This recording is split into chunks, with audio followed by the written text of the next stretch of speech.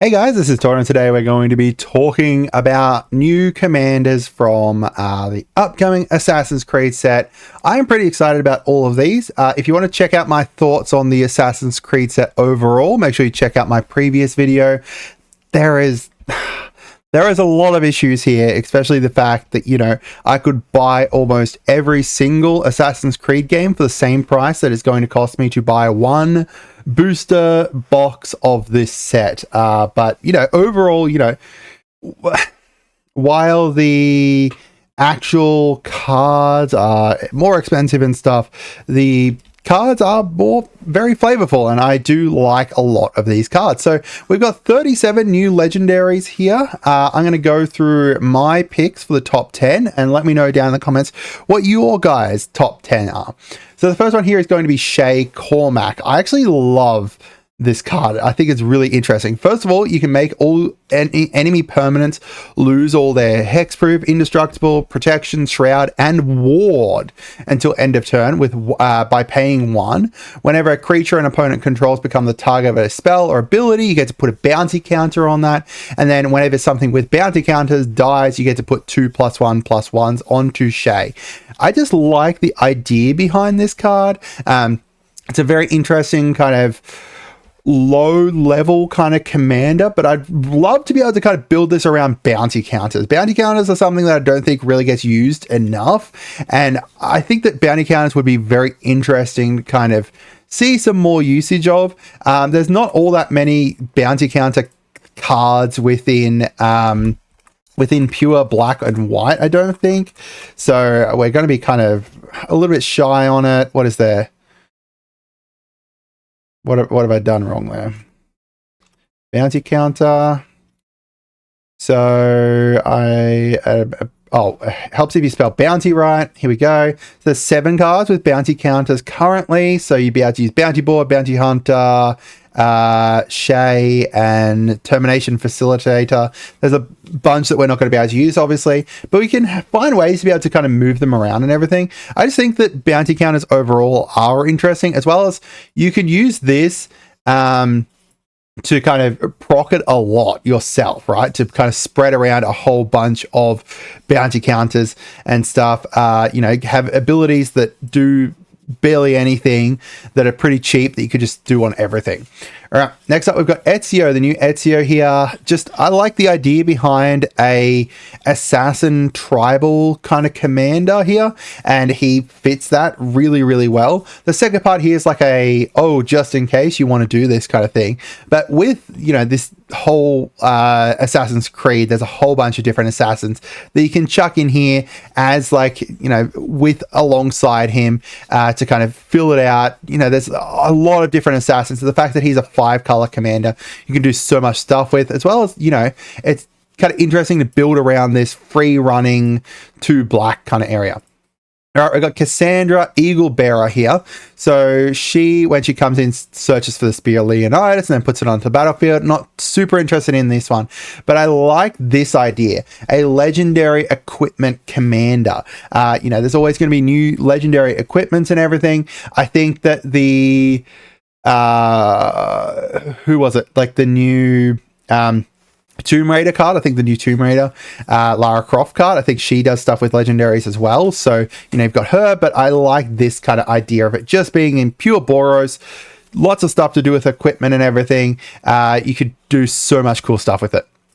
All right, next we got Leonardo da Vinci, which I think is my funniest one. He's a Thopter commander, where he's going to buff up all of your Thopters based on your cards in your hand. And, this isn't just Thopters that he's created. It's anything with the Thopter tag. Loads of Thopters that you could potentially use here in just pure blue, because that's kind of like the Thopter color here. No? What? Oh, no, that's Commander Blue, there we go. Here, there's just a whole bunch of different Thopters that you can use from here, as well as, cards that create Thopters, pump out a whole bunch of Thopters, and then you get to buff them up. I just love the idea of throwing these shitty little machines at people and destroying them. We've got the Capitoline Triad here. A very interesting card. I've got it in here because I think it would be an interesting commander to kind of think about how you kind of build around it. So like you've got to essentially build around the artifacts and legendaries and colorless here. You're not going to be able to have, I think there's only one colorless saga, which is the Urza saga.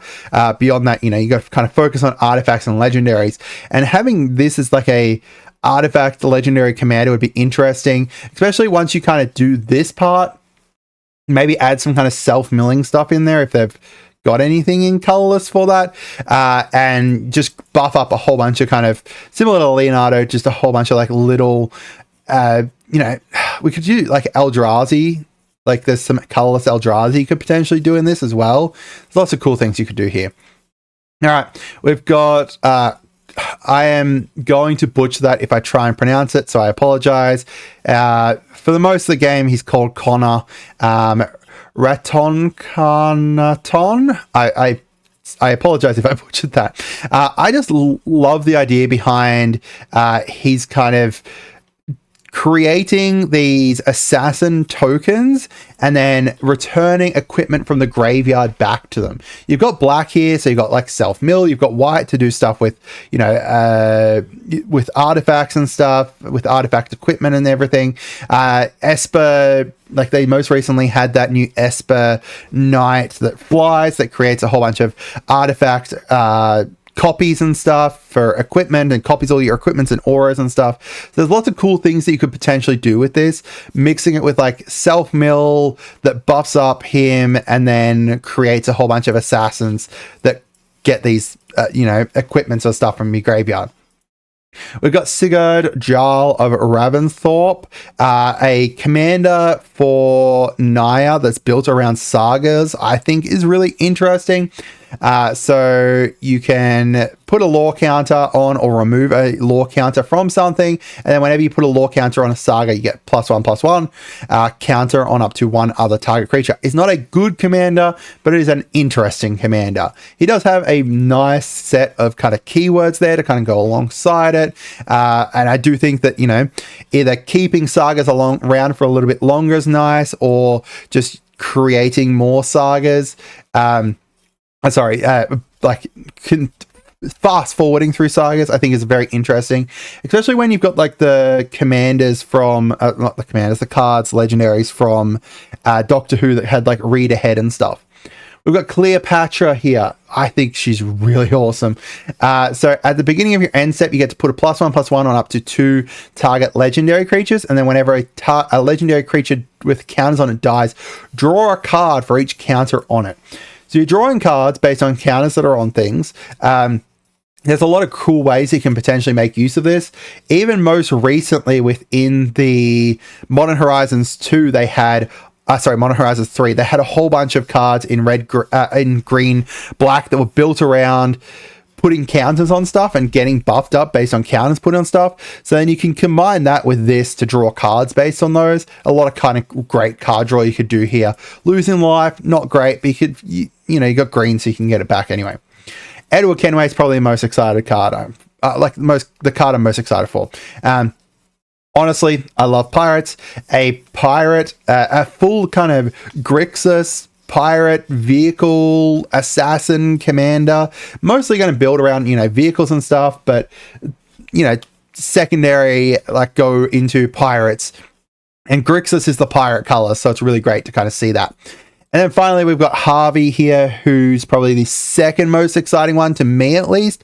Harvey Odin, a very cool card. I am going to be building this as a pod commander, where I'm sacking things to go get something that's that +1, but then because something died, I get to return stuff, and there's lots of cool ways you can make use of this to do some really awesome stuff. Also, has the indestructible from the gods and everything, so it's really awesome in my opinion. So that's my opinion. Let me know what you guys think. Have a great day and goodbye.